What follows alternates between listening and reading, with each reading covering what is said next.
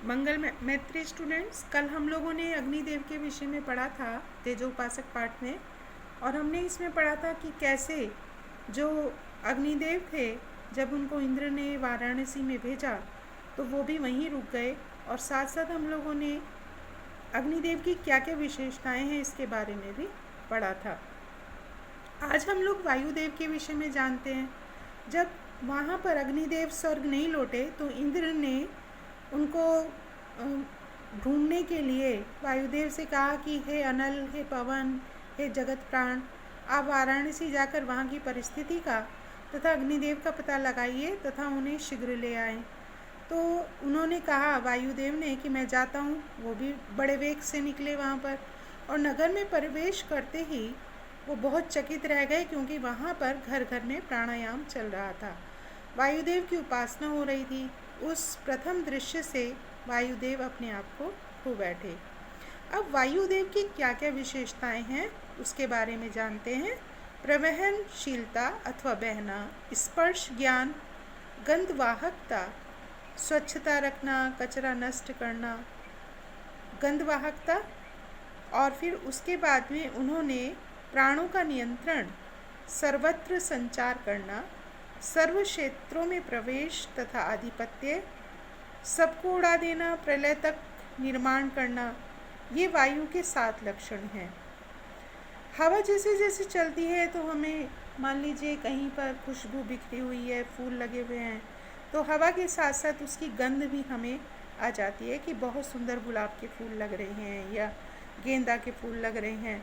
फिर वो जो है, अगर हम पता लगेगा सफाई रखेंगे तो हवा चलेगी तो वो साफ़ होगा, तो सब कुछ वो अपने साथ नहीं उड़ा के लेके जाएगा।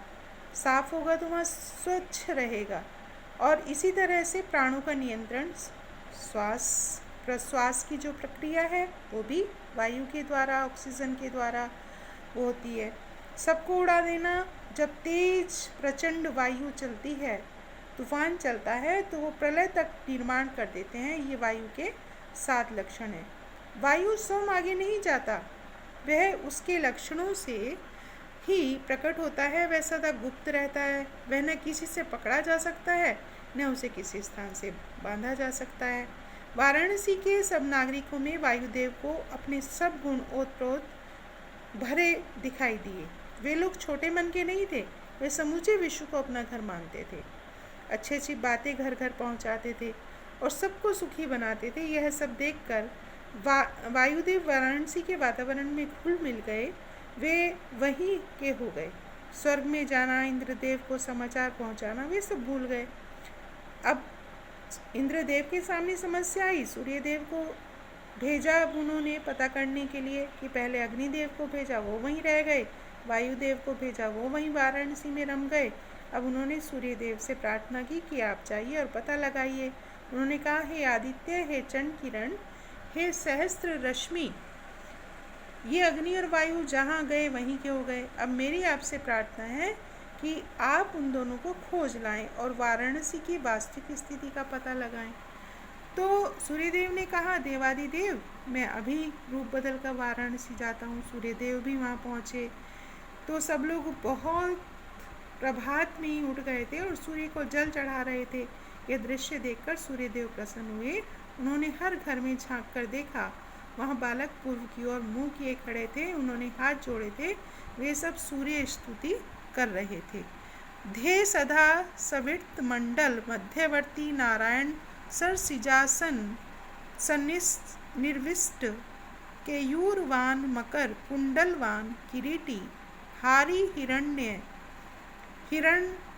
में प्रधत्र शंखचक्र।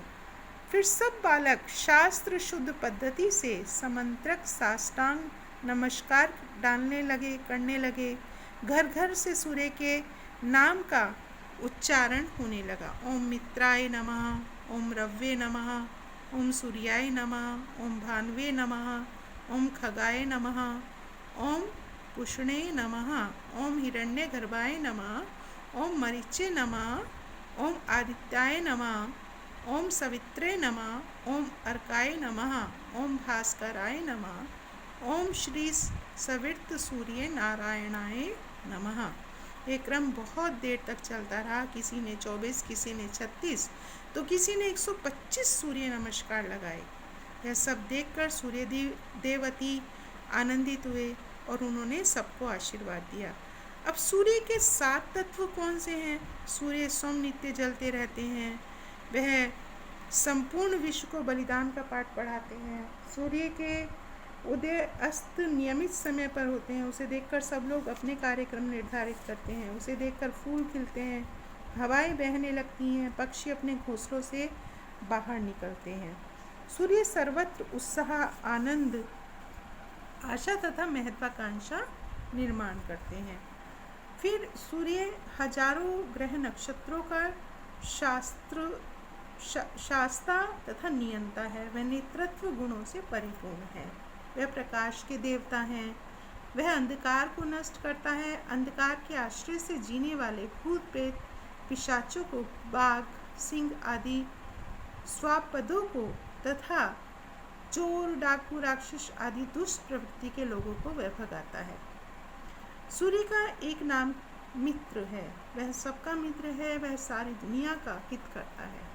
वह सबसे बड़ा वैद्य है। वह उसके प्रतिदिन के दर्शन मात्र से सब रोग नष्ट हो जाते हैं। सूर्य का पूजन करने से वह पूजा सीधी परमेश्वर तक पहुंचती है। सूर्य परमेश्वर का प्रतीक है। वह परमेश्वर का प्रतिनिधि है। परमेश्वर तेज रूप तथा चैतन्य रूप है। सूर्य से वही सब बातें प्राप्त होती हैं। सूर्य ने देखा कि वाराणसी राज्य सूर्योपासक है। वहाँ नित्य निवास करने का उसने सोचा। भरद्वाज तथा दिवोदास से मिलने सूर्य को बहुत आनंद हुआ। भरद्वाज का एक अर्थ है भरण पोषण करने वाला, अर्थात सूर्य, और दिवोदास का अर्थ है सूर्य भक्त। सूर्य भी इंद्र सभा में वापस नहीं लौटा। अब आप देखें, काशी अर्थात वाराणसी में वो काशी विश्वेश्वर भी पहुंच जाते हैं। और अग्नि, वायु, सूर्य जब तीनों नहीं लौटे तो इंद्रदेव बड़े अचंभे में पड़ गए। उन्होंने देव सभा में प्रश्न किया, अब क्या किया जाए, किसको भेजा जाए? भगवान शिव शंकर खड़े हुए, तो उन्होंने कहा, मैं वाराणसी जाता हूँ और आपका काम पूर्ण रूप से करके लाता हूँ।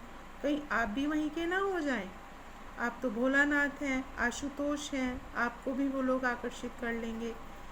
शंकर जी ने कहा, मैं भभूति रमाने वाला तथा शमशान में रहने वाला हूँ, आशुतोष हूँ, न कोई मुझे लुभाएगा न मैं किसी पर लुभ दूंगा। चंद्रमौली महाकालेश्वर कर्पूर गौरम महादेव ने एक भील का रूप लेकर वाराणसी में प्रवेश किया और शाम का समय था। मंदिरों में आरती हो रही थी। अनेक घरों में शिव जी की पूजा हो रही थी। कौन कौन से नाम उनके हैं भगवान शंकर जी के? चंद्रमौली, महाकालेश्वर, कर्पूर गौरम। शिव जी की वहाँ पर पूजा हो रही थी। घरों में से ओम नमः शिवाय, ओम नमः शिवाय की ध्वनि निकल रही थी। कहीं शिव महिमा स्तोत्र का पाठ हो रहा था तो कहीं रुद्र का पाठ हो रहा था। अब क्या हुआ कि संपूर्ण वातावरण शिवमय था, पवित्र था, मंगलमय था। उसे देख शिव जी इतने प्रसन्न हुए कि उन्होंने डमरू बजाते हुए नृत्य आरंभ किया। सबने पहचान लिया, ये तो भगवान शिव शंकर हैं। सबने गर्जना की, हर हर महादेव, जय जय भोलेनाथ। कोई गाने लगे, टिमिक टिमिक डमरू बाजे, शंकर भोला मगन भये। शंकर जी सचमुच मगन हो गए, प्रसन्न हो गए। उन्होंने वहीं पर रहने का निश्चय कर लिया और वे काशी विश्वेश्वर के नाम से प्रसिद्ध हुए। तो इस तरह से जो सब लोग, सूर्यदेव, वायुदेव, अग्निदेव, भगवान भोलेनाथ, सब जाकर के काशी में ही निवास करने लगे। फिर भरद्वाज और दिवोदास ने मिलकर अखंड परिश्रम किया, नए युग का निर्माण किया।